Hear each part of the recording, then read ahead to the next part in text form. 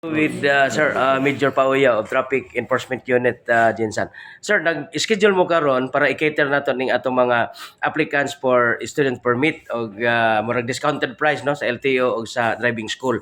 Ang natabo sir, update lang rumuntaga unsay imong masulti nga pertindagan na 300 plus na sa pagkakaroon. So muna siyang panato no nagpangayo ta pasaylo kay nahack mo dato ang Facebook page. So dili na ko maka-access. So wala ko nag-expect nga nga ka daghan ang wadto kay nag-post pin mi itong nagagi, although ang nag-commit is 49, ang ni-adto is 24. So may naghabol nga sa 25 lang. So medyo panpunta sa driving school na sayang kayo ang kanila ba nga nagabayad po sila mga instructor.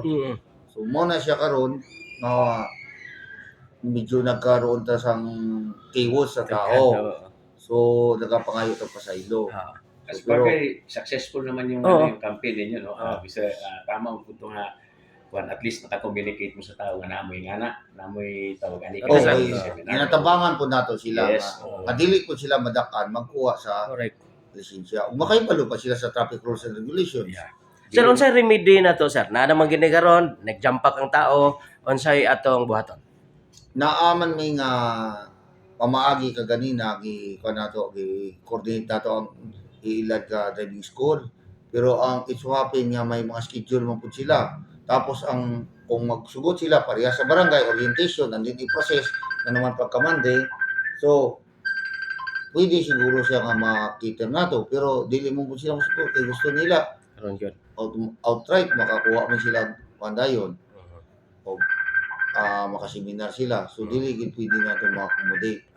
Yun. So pila lang gid ato ma-accommodate rong adlaw, sir? Sabado.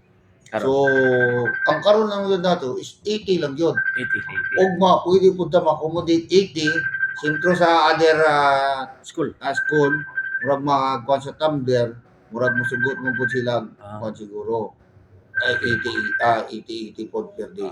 So, duha ka 80, 160 pa lang tanan. 160. So, nakakaroon sa 300 ko mga plus. Kulang pa. Kulang pa. Ako gini nga. So pwede na itong makuha siguro sa ugma siguro.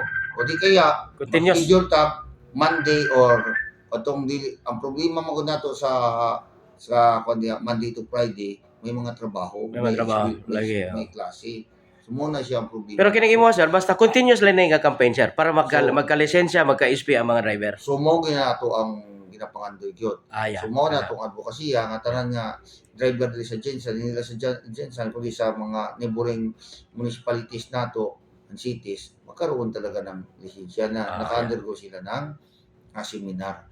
So Major, lastly sa imong panawagan na lang o imong announcement ba ka para aning campaign nato for SP o driver's license. So mo na siya ato ang campaign gyud nato nga ginabuhat para tanan-tanan yung mga driver magkaroon sa lisensya, especially po itong mga estudyante nga sige drive sa mga motor nila diya og sakyanan pag adto sila sa eskwelahan kay mas dako magud ang expenses kung magsige commute tapos madelay pa sa time.